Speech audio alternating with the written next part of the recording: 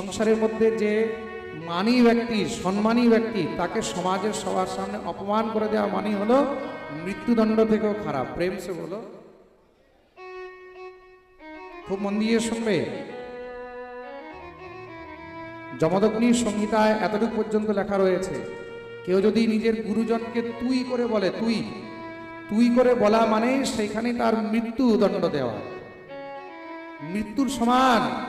কোনো ছোট জন যদি বড়জনকে তুই করে বললো, প্রেম সে বলো, তার জন্য নিজের বড়জনকে কখনো ভুলেও তুই তাই করে কথা বলতে নেই। বড়জন বলতে যারা গুরুজন, ভাই বোনের কথা বলা হচ্ছে না এখানে, যারা গুরুজন, গুরুজনকে কখনো ভুলেও তুই তাই করে কথা বলতে নেই। গুরুকে তুই বলতে নেই, স্বামীকে তুই বলতে নেই। খুব মন দিয়ে শুনবে, যে স্ত্রী স্বামীকে তুই তাই করে কথা বলে, সেই স্ত্রী যতই একাদশী করুক, সে যতই ব্রত করুক, যতই উপবাস করুক, তাকে নরকে যেতেই হবে।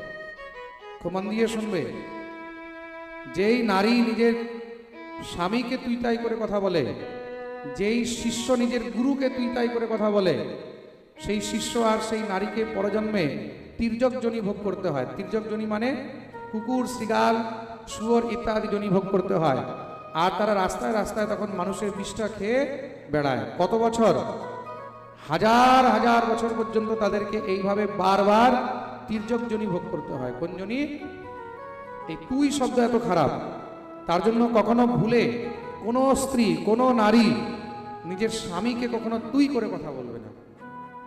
কোনো শিষ্য ভুলেও কখনো গুরুদেবকে তুই তাই করে কথা বলবে না। সে চাहे শিক্ষা গুরু হোক, চাहे দীক্ষা গুরু হোক, চাहे গুরুজন হোক। প্রেম সে বলো।